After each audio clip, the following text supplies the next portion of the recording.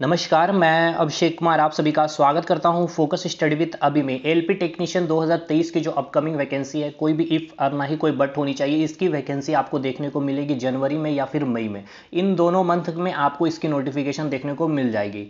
तो देखिए, ये जो वीडियो है कंप्लीटली डेडिकेटेड और काफ़ी स्ट्रेटेजी वे में आपको इस वीडियो के बाद फिर कोई डाउट नहीं रहेगा कि कैसे आपको तैयारी करनी है सीबीटी 1 की। देखिए, मैं यहाँ पर पूरा फोकस किया हूँ सीबीटी 1 में, क्योंकि आप सभी को पता है, मैंने वीडियो भी बनाया था कल कि कैसे आपको ये पूरी प्रोसेस एलपी टेक्नीशियन की क्या क्वालिफिकेशन है, क्या एज लिमिट होगी, हर चीज़ मैंने बताया था। जिसमें मैंने बोला था कि एक तो पेपर है सीबीटी 1 का और दूसरा फिर आप बोलते हो जिसे सीबीटी 2 या फिर आप इसी को बोलते हो मेंस, और फिर फर्दर जिनका एलपी होगा उनको साइको का पेपर देना है। तो देखिए, ये सीबीटी 2 का पेपर आप तब देंगे जब तक कि आप सीबीटी 1 क्वालिफाई ना कर ले। और सीबीटी 1 क्वालिफाई करना काफ़ी महत्वपूर्ण है और इतना इजी टास्क नहीं है। अब आप सोच रहे होंगे कि आप पिछले बार की कंपैरिजन कर रहे होंगे 2018 की, तो मैं पूरा सिनेरियो भी यहाँ रख देता हूँ जो रियलिटी है अभी के टाइम पे।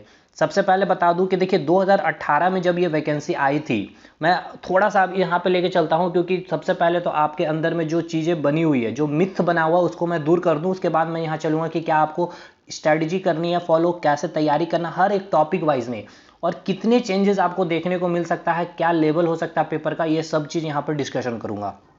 देखिए, 2018 की जो वैकेंसी थी, जो वैकेंसी आई थी एलपी टेक्नीशियन की, सबसे पहले देखिए सबसे बड़ा यहाँ पर क्या था, एलपी टेक्नीशियन में बदलाव किया गया था सिलेबस में। देखिए, सिलेबस जब भी सिलेबस चेंज होता है, जैसे कि अभी आपने एसएससी सीजीएल का सिलेबस देखा है चेंज हुआ, तो अभी आप मान के चलिए कि उसका कट ऑफ, जब भी किसी भी एग्जामिनेशन के सिलेबस चेंज होती है तो वहाँ पर उस टाइम फर्स्ट टाइम में कट ऑफ कम ही जाते हैं ना, क्योंकि स्टूडेंट उसके इन्वायरमेंट को या फिर उसके सिलेबस को अच्छी तरह से समझ ही नहीं पाते हैं या फिर उनको कंप्लीट ही नहीं कर पाते हैं। इसी प्रकार 2018 में भी देखने को मिला था कि साइंस को इंक्लूड किया गया था एक अच्छे वे में। देखिए, अच्छे वे में कहने का मतलब ये है कि साइंस, जहाँ पर रेलवे का काफ़ी ज़्यादा वेटेज होता था, जीके स्टैटिक जीके का सबसे ज़्यादा वेटेज होता है, लोग स्पीडी और लूसेंट पढ़कर जाया करते थे। 2018 से पहले की बातें हैं ये सब। तो 2018 में सबसे पहले तो साइंस को इंक्लूड किया गया। साइंस को ही नहीं इंक्लूड किया गया, बल्कि मैथ्स और रीजनिंग के स्टैंडर्ड को भी काफ़ी अच्छा किया गया। रीजनिंग थोड़ा सा मतलब कि काफ़ी ज़्यादा इजी वे में आप बोल सकते हो पूछा गया था, लेकिन मैथ्स में क्या किया गया था कि एडवांस पोर्शन को भी अच्छी तरह से इम्प्लीमेंट करवाया गया था, जो मैक्सिमम रेलवे के स्टूडेंट नहीं पढ़ते थे। तो इस कारण क्या हुआ कि रेलवे को 15 गुना जो रिजल्ट देनी थी सीबीटी 1 में, उतने स्टूडेंट मिल नहीं पाए थे, तो फिर से उन्होंने रिवाइज रिजल्ट दिए थे। और जो कट ऑफ आप जब आप देख रहे होंगे पिछले बार की, तो 41 मार्क्स, 42 मार्क्स, किसी अच्छे जब जो डेंजरस आरआरबी जोन होते हैं वहाँ पर 51 तक गए हैं। अब देखिए, जहाँ 41 या 42 मार्क्स में उठाया जा रहा है, उनके रो मार्क्स की अगर मैं बात कर लूँ तो वहाँ पे उनके रो मार्क्स 27 या फिर 28 आउट ऑफ 75 की मैं बात कर रहा हूँ। ठीक है, आउट ऑफ 75 में उनका 27-28 मार्क्स आफ्टर नॉर्मलाइजेशन वो 41 तक पहुँच जा रहे थे, 42 तक। क्योंकि मैं बोल रहा हूँ ना, पिछले बार स्टूडेंट भी नहीं मिले थे और नॉर्मलाइजेशन भी पता है कि जब पिछले बार की जो नॉर्मलाइजेशन में कम से कम 10 मार्क्स सबके इंक्रीज हुए थे।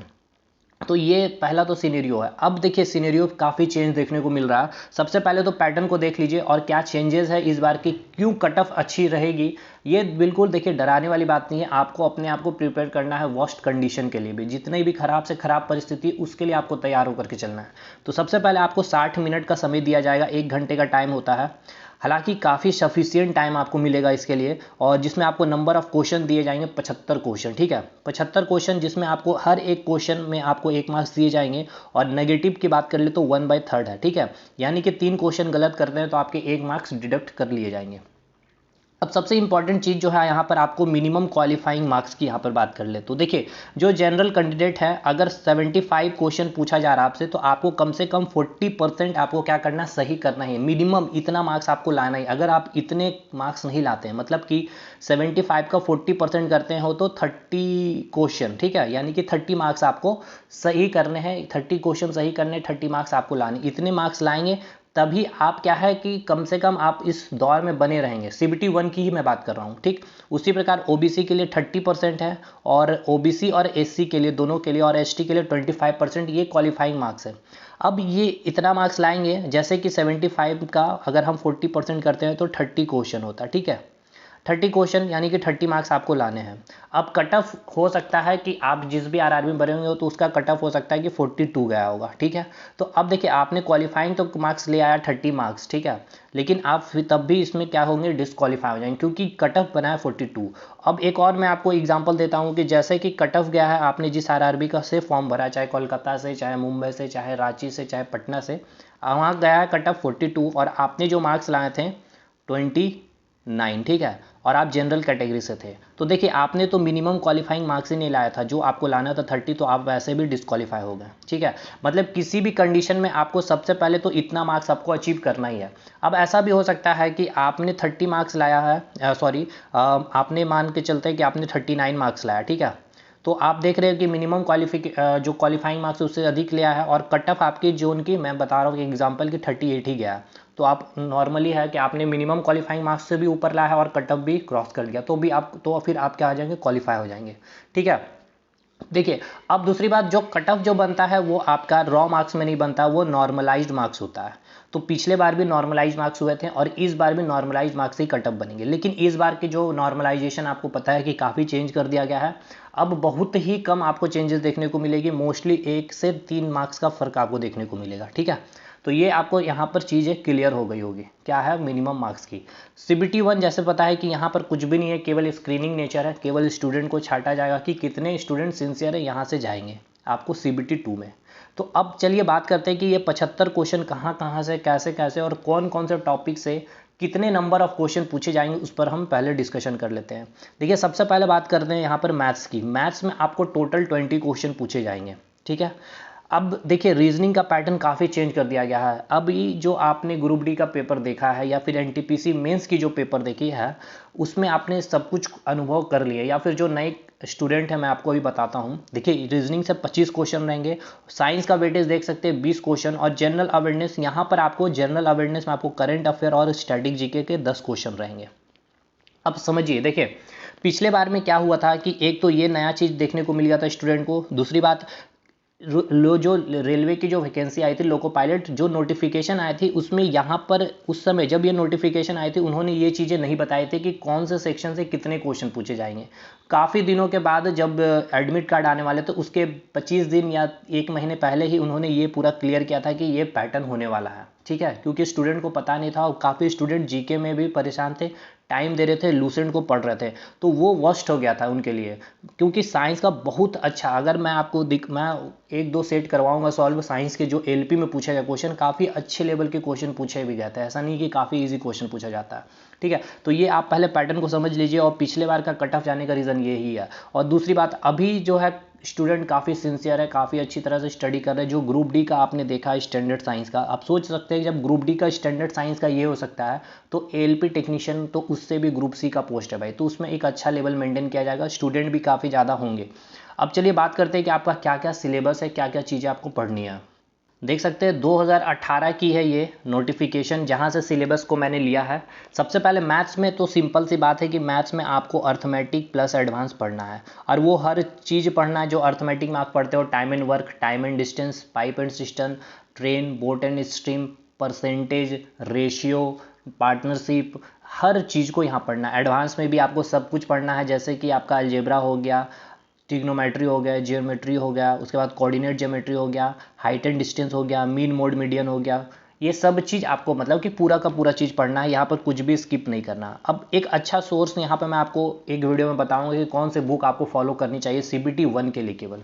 अब यहाँ पर रीजनिंग की बात करते हैं। देखिए रीजनिंग की मैं अब यहाँ पर चीज़ें समझाता हूँ। ये तो आप पहले रीजनिंग को देख लीजिए कि यहाँ पर आपको क्या क्या पढ़ना है, कि एनालॉजिकल हो गया, alphabetical, number series, coding decoding, mathematical operation, relation, syllogism, jumble, Venn diagram, data interpretation, sufficiency, conclusion, decision making, ये सारा चीज़ आपको जो है यहाँ पढ़ना है। लेकिन देखिए सबसे ज़्यादा अब जो फोकस कर रही है टीसीएस या फिर रेलवे की हम बात कर लें, जो आप यहाँ पर थोड़ा सा बैंकिंग पैटर्न को फॉलो किया जा रहा है।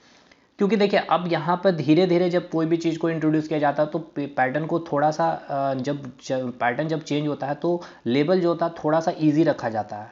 तो अब जैसे स्टूडेंट क्या है, सिंसियर हो गया है, एनटीपीसी को दे करके, उसके एनटीपीसी मेंस का पेपर देने के बाद, ग्रुप डी का पेपर देने के बाद उनको पैटर्न का अंदाजा हो गया। तो अब जो है ना इनका भी लेवल जो होगा थोड़ा सा अप चलते चला जाएगा। क्योंकि देखिए रीजनिंग में पैटर्न पहले इन्होंने चेंज किया अचानक से, जो स्टूडेंट देखिए रेलवे के स्टूडेंट क्या थे कि पजल नहीं पढ़ते थे, सीटिंग अरेंजमेंट के क्वेश्चन नहीं पढ़ते तो यहाँ से इनको एक अचानक से इनको ये क्वेश्चन मिलने स्टार्ट हो गया। दूसरी बात, कोडिंग डिकोडिंग में क्या होता था, अल्फ़ाबेटिकल, अब इनको न्यूमेरिकल सीरीज दे दिया जा, मतलब एक सीरीज दे दिया जा रहा था जिसमें क्या किया जा रहा था, कॉन्सोनेंट को वोवेल में चेंज करना पड़ रहा था, या फिर वोवेल को कॉन्सोनेंट में चेंज करना पड़ रहा था, या फिर इनको पूछा जा रहा था कि ऐसे कितने यहाँ पर सिंबल है जिनके पहले वोवेल है और जिनके बाद कॉन्सोनेंट है, या फिर जिनके पहले नंबर है उनके बाद भी नंबर है। इस तरह से क्वेश्चन को रीअरेंज अचानक से जो स्टूडेंट नहीं पढ़ते तो उनको यहाँ पे ये क्वेश्चन फेस करना पड़ गया।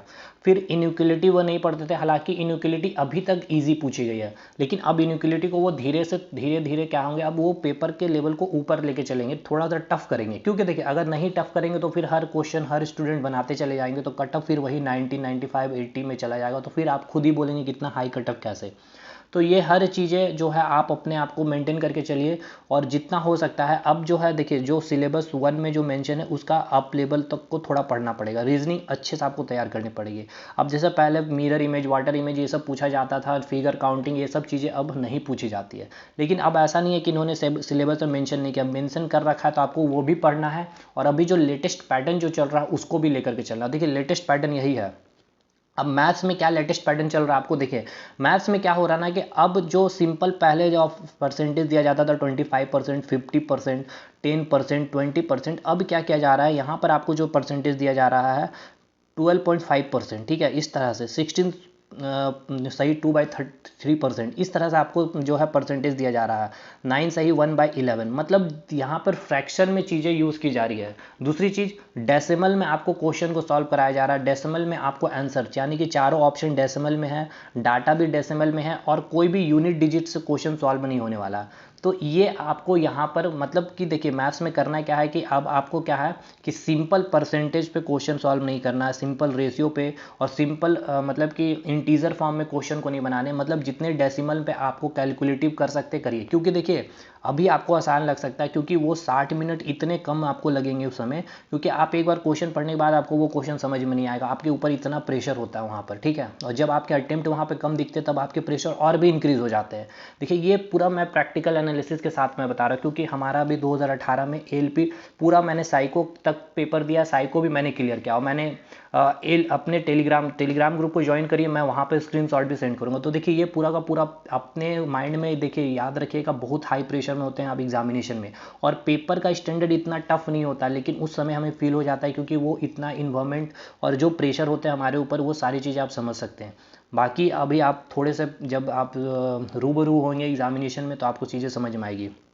अब चलते हैं साइंस में। देखिए यहाँ पे साइंस में इन्होंने साफ मेंशन कर रखा है, physics, chemistry, life science, 10th standard level. यहाँ पर आपको एक और चीज़ इंक्लूड करना है, इन्वायरमेंट को भी। यहाँ पर फिजिक्स, केमिस्ट्री, बायोलॉजी और इन्वायरमेंट आपको पढ़ना है 10th स्टैंडर्ड लेवल, 9th और 10th को आपको पढ़ना है, और पूरा का पूरा साइंस एक एक लाइन बाय लाइन आपको पढ़ना है, और एक एक लाइन बाय लाइन साइंस की जो है पूरी की पूरी तैयारी मैं और विथ इन नेक्स्ट वीक से मैं स्टार्ट कर दूंगा। CBT 1 के लिए डेडिकेटेड क्लास होगी साइंस के लिए, physics, chemistry and biology complete. उसमें आपके एग्जाम्पलर की भी मैं क्वेश्चन ले लूँगा, और एस चैंद की जो अच्छा क्वेश्चन है कंसेप्चुअल, वो क्वेश्चन भी मैं करवा डालूंगा, ठीक है।